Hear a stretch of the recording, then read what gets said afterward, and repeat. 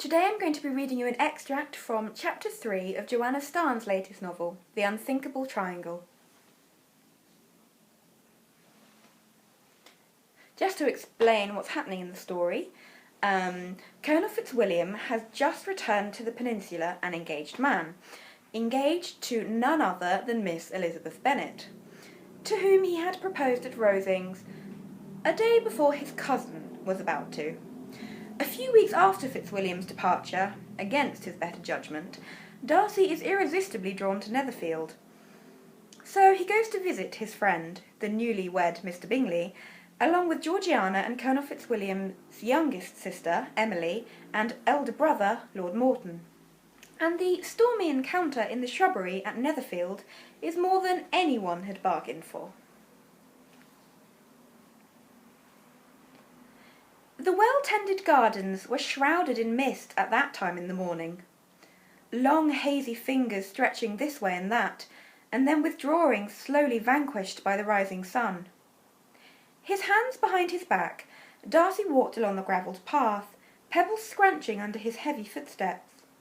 He had given in, at last he had given in, to the steady sense of guilt over his unfair outburst to Georgiana, to Bingley's entreaties that he come to stay, and to his own base but unconquerable desire to see Elizabeth again, and damn the consequences. He had given in. Thus he was now at Netherfield, witnessing the bliss that Bingley claimed he had been instrumental in creating, and finding himself plunged deeper into his own hell. For he had found her there. She had come to stay for a fortnight shortly after the newlyweds' return from Scarborough. She had stood beside her sister and new brother to greet him and his party as soon as his carriage had drawn to a halt at the entrance. And his wasted heart had lurched and twisted as soon as his eyes had alighted on her beloved countenance, as it surely would from now until forever, and there was nothing he could do to alter that. Dinner was a nightmare, not that he had expected otherwise, and his wretched cousin Morton, Fitzwilliam's eldest brother, did his utmost to compound the acute mortification. Upon reflection, Morton's presence at Netherfield was as much Darcy's fault as anybody's, for had he not agreed to bring Emily along so that she could meet Richard's affianced, his uncle and aunt would not have felt compelled to send Morton too, as living embodiment of their distaste for the connection. True to his own nature, and clearly acting on express instructions, Morton had lost no opportunity to make his feelings known, and supercilious remarks had poured out throughout dinner, goading Darcy into exerting himself to act as antidote. Elizabeth had not seemed perturbed by Morton's remarks, although they had often crossed the line into outright malice. It was as though she was prepared for it, and presumably Fitzwilliam had prepared her. Yet, more than once, Darcy had felt her steady gaze settled upon him, with something very much like disbelieving wonder, whenever he had spoken up to counteract his eldest cousin's comments, as though his stance surprised her. As though she had expected him to play to Morton's tune.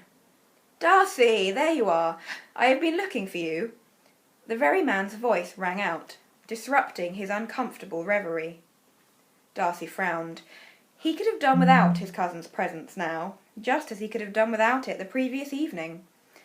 "Morton, I was not expecting you so early in the morning. Not quite your hour, is it?" Darcy drawled in his turn. "Yes, well, uncommon circumstances, you know." The other shrugged. "Myself, I would much rather have my own comforts, but here we are. And all thanks to that old dunce, our Richard." Darcy made no reply, and, distasteful as it was, he resigned himself to seeing Morton fall into step with him. No more was said as they both made their way into the shrubbery. Mist swirled around them still, partly concealing the topiary that bordered their convoluted path. Just as he opened his lips to excuse himself, the other snorted. "So very much like Richard to have his head turned by a pretty face. Would you believe it? A penniless country chit. With charms aplenty and a figure to unhinge a saint, I grant you, but still. Marriage, Darcy? Shackle himself to Darcy's retort was crisp and prompt. "I suggest you refrain from such remarks." "What remarks?" The other shrugged, then sneered. "I will own, Darcy, she is a fine morsel. That bosom, Lord Almighty, I can see why Richard was—" "You are speaking of a fine lady who is soon to be your sister," Darcy rasped, but the other would not heed the warning that would have given pause to better men. "Oh, quit being such a sanctimonious old prig. You will not tell me that you would have said nay to such a delicious package. I would readily tumble her in the hay myself, but marry her?" A thick curtain of boiling blood seemed to have settled over Darcy's senses, preventing him from registering anything for a few dark moments. It was only the sharp impact of gloved fist upon hard jaw that drew him from his roiling haze. The next thing he saw was Morton bringing up a hand to touch his bloodied lip. Matching stains now marred his own tan gloves, but Darcy did not notice. With grim satisfaction he saw his cousin drawing up to assume the Eton pugilistic stance. "Have you run mad?" Morton bellowed, then spat a mouthful of blood. "I have sent my seconds for far less than this."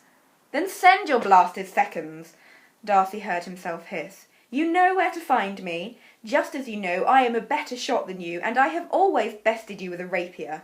And if you do not send your seconds, then rest assured I shall send mine if I ever hear you utter such repulsive filth in my presence or otherwise," he enunciated darkly, his voice filled with deadly purpose and the steely resolve of one who had nothing to lose. Somehow it seemed to penetrate through the other's posturing anger, and Morton fell back, his hands dropped by his side. "You and Richard," he spat with impotent fury. "Peas in a pod. Stand up for him as always then, if it pleases you. For my part, I say damn you both." Morton viciously threw over his shoulder, and, to his own good fortune and Darcy's enduring sanity, he vanished down the misty path that led back to the house. Alone once more, Darcy exhaled and unthinkingly rubbed his gloved right fist against the other hand. No regrets followed on the heels of his violent outburst. If anything, it felt good to have released at least some small part of his anger and frustration. A dark smile curled his lip at the recollection of Morton's shock, as obvious as the traces of blood at the corner of his mouth. Served him right, the vermin. And it was just as well that he had assumed it was all done on Richard's behalf, rather than in response to his own feelings. Darcy pursed his lips and locked his hands behind his back again as he walked away from the spot of the stormy encounter. For better or for worse, he did not catch sight of the silhouette clad in yellow muslin that remained behind, hidden in a mist-shrouded alcove, an unwilling witness to the whole unsavoury exchange.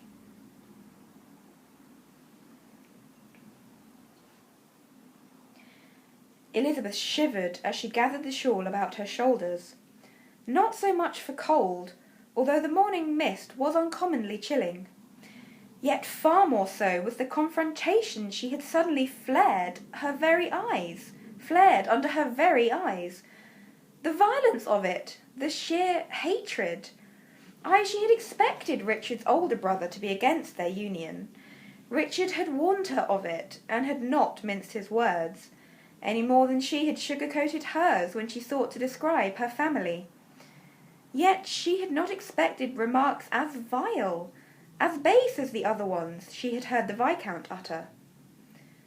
Nor had she expected Mr. Darcy to be so violent when he had come to her defence. Undoubtedly any man of decency and feeling would have taken umbrage at the repulsive conduct, but raise his fists in anger? And for her, to defend a union he scarce condoned, as she had half suspected and Richard had confirmed. Of course, she knew full well that he had acted thus to champion his cousin and not herself. Richard had referred to their long-standing friendship and bond of affection. At the time, such revelations had come as a surprise, for she had not thought Mr. Darcy capable of such depth of feeling.